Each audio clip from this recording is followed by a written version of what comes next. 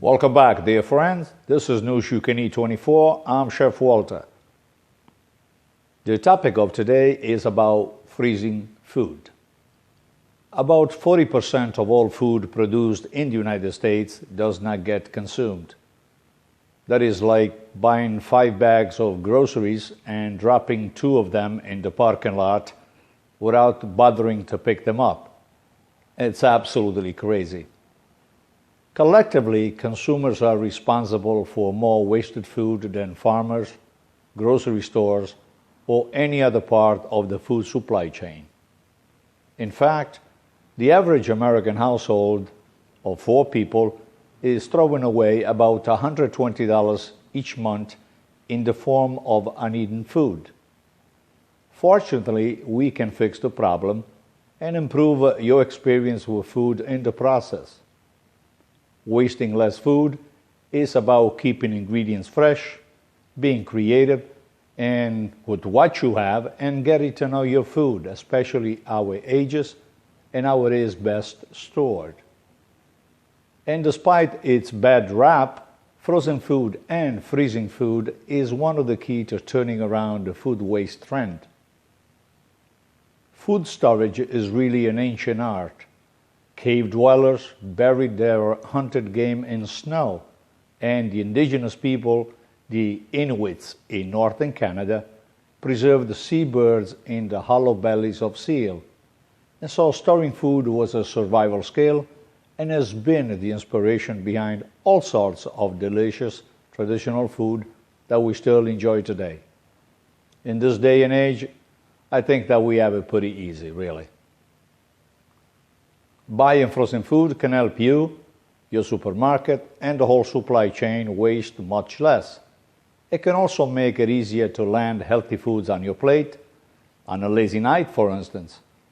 Less food goes to waste when it's shipped frozen, since it's not as perishable on the journey from the farm to the refrigerator. But the question is, are frozen food as good for you as fresh? I personally think that it is.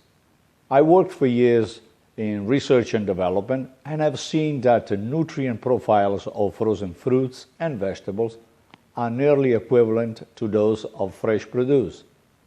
In fact, because they are often picked at their peak ripeness and frozen within hours of harvesting, they may in some cases have more nutrients than raw produce that travels for days and degrades in the refrigerators. Frozen meat and fish are also good choices. The technology of freezing fish has evolved to the point where it's comparable to, if not better than, fresh fish. In fact, frozen fish is delicious, economical, nutritious, and often better for the environment. The additional travel time allowed by freezing also means the fish can be shipped by land instead of air. And so in conclusion, don't be intimidated by opting for some frozen food when in doubt.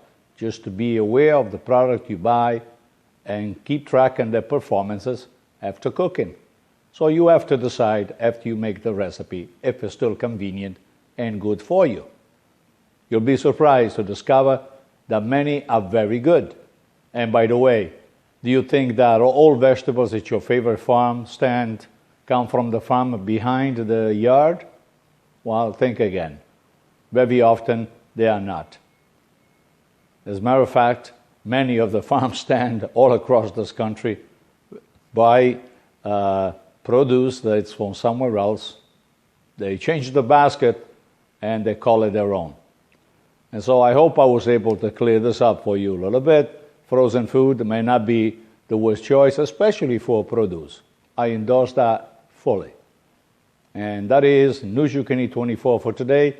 Send us your questions at info@chefwalterscookingschool.com and we'll do our best to respond. In the meantime, tune in to YouTube under the Chef Walters Cooking School search and the like out page. We'd love to have you with us. Thanks for watching. Keep your eyes on the fire, and we'll chat next time. Ciao, ciao.